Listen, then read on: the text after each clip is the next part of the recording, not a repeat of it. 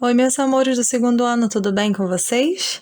Hoje é a nossa segunda aula de geografia e vamos falar sobre precisamos cuidar da natureza. Abre seu livro aí na página 266. Vamos lá? Já está esperando vocês, tá bom? Então, meus amores, quando o ser humano desenvolve algumas atividades econômicas, muitas vezes ele está prejudicando a natureza. Por quê? Por causa do uso intenso dos recursos, como água, o solo e vegetação. Além das práticas que prejudicam o meio ambiente, elas também causam inúmeros problemas ambientais. Vamos falar agora sobre a poluição das águas. Na agricultura, o uso intenso de agrotóxicos pode causar a poluição das águas, principalmente se essas águas estiverem próximas às plantações. Por quê? Parte dessas substâncias tóxicas é carregada pelas chuvas e da chuva que leva até os rios e lagos e contamina as águas, as plantas aquáticas e os peixes. Muitos cursos d'água localizados em áreas onde há concentração de indústrias são intensamente poluídos. Por quê? Nessas áreas, há indústrias que despejam os resíduos de sua produção diretamente em rios e lagos próximos, o que é muito errado, porque está poluindo, causando um grande problema ambiental. Tá? Essas indústrias, elas deveriam fazer o tratamento adequado dos resíduos para depois descartar, tá bom? E tia, o que são agrotóxicos? São produtos utilizados na prevenção ou tratamento contra pragas e doenças em lavouras. Vamos falar agora sobre a poluição do solo. As atividades econômicas e as nossas práticas na cidade ou no campo está ocasionando a poluição dos solos. O uso de agrotóxicos e o despejo de lixo em locais inadequados também contaminam os solos, contamina as plantas e contamina os animais que vivem nessas áreas. Vamos falar agora sobre o desmatamento?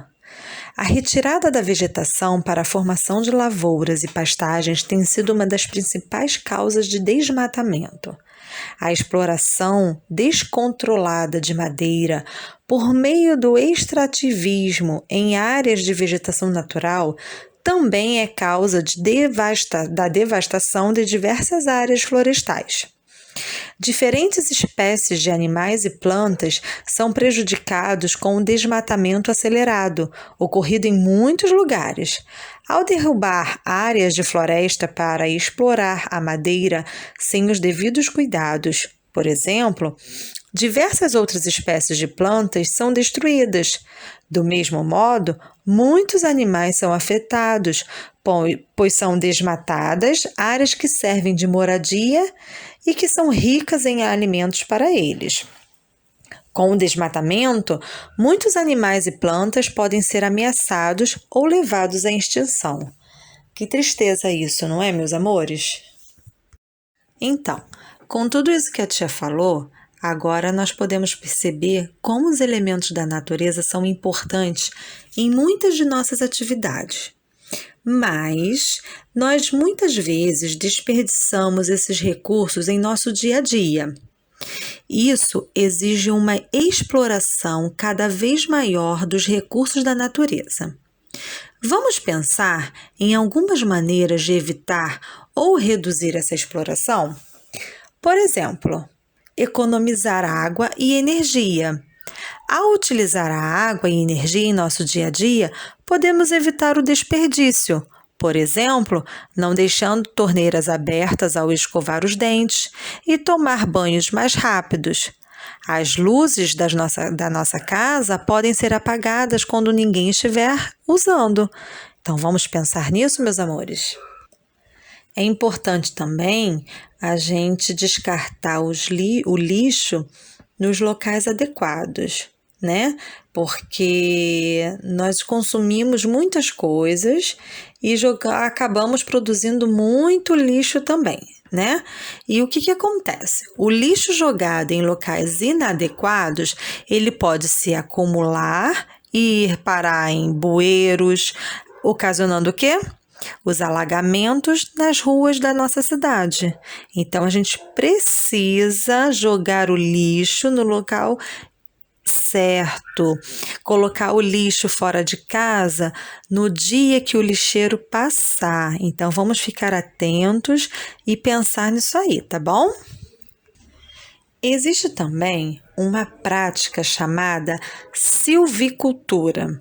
É uma maneira de explorar recursos da natureza sem causar danos extremos. Essa prática ela consiste no plantio de espécies silvestres que podem ser exploradas e replantadas. Desse modo, as áreas de vegetação nativa são preservadas ou exploradas com menor intensidade. Vocês sabiam que para alguns povos tradicionais a natureza é considerada sagrada? Pois é, alguns povos indígenas, por exemplo, têm uma relação especial com o meio natural, prevalecendo o respeito e a harmonia. Desse modo, eles retiram da natureza apenas o que eles precisam, sem prejudicar. Por quê?